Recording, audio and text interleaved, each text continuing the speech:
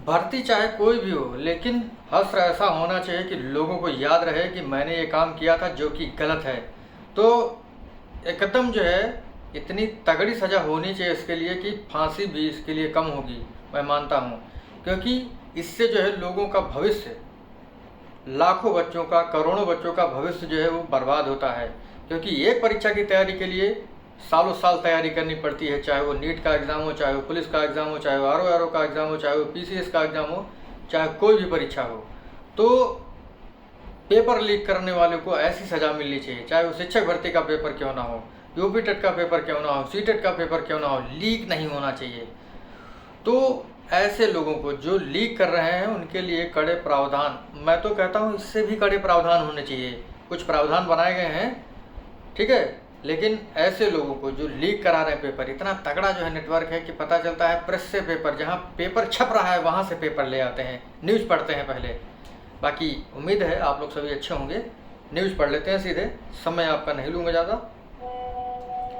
लिखा है लोक परीक्षा कानून लागू, पेपर लीक में 10 साल कैद और 1 करोड़ जुर्माना।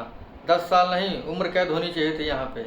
हो सके तो इतनी कड़ी सज़ा हो, फांसी से कड़ी सज़ा तो होगी नहीं, बाकी अपने यहाँ नहीं हो सकती है, लेकिन इतना कड़ा दंड होना चाहिए कि सोच करके आदमी जो है क्या करे कि मैं नहीं करूँगा।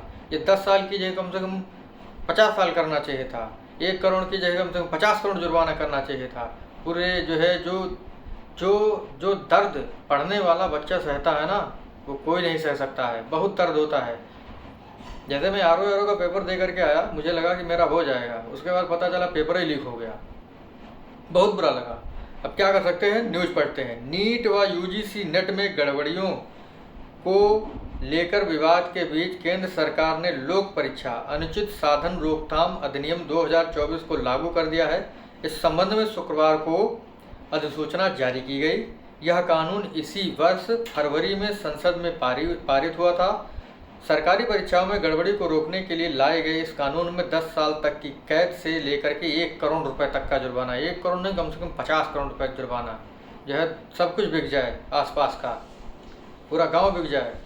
लेकिन जब ऐसा होगा तभी जो है चीज़ें होंगी, ठीक है, क्योंकि कड़े जब कानून होते हैं तभी लोग जो है थोड़ा सा सहमते हैं।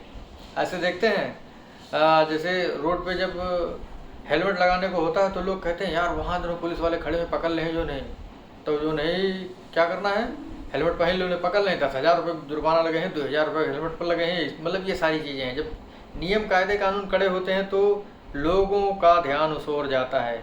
लेकिन हेलमेट पहनना जो है वो बहुत ही अच्छी चीज़ है। ये मत सोचे कि पुलिस वाले वहाँ खड़े होंगे इसी वजह से हेलमेट पहनना है, कभी नहीं। जब भी घर से निकलें हेलमेट पहन के निकलें, भले ही यहाँ से आपको 500 मीटर की दूरी पर ही क्यों ना जाना हो, हेलमेट पहनकर ही निकलें, बहुत ही अच्छी चीज़ है।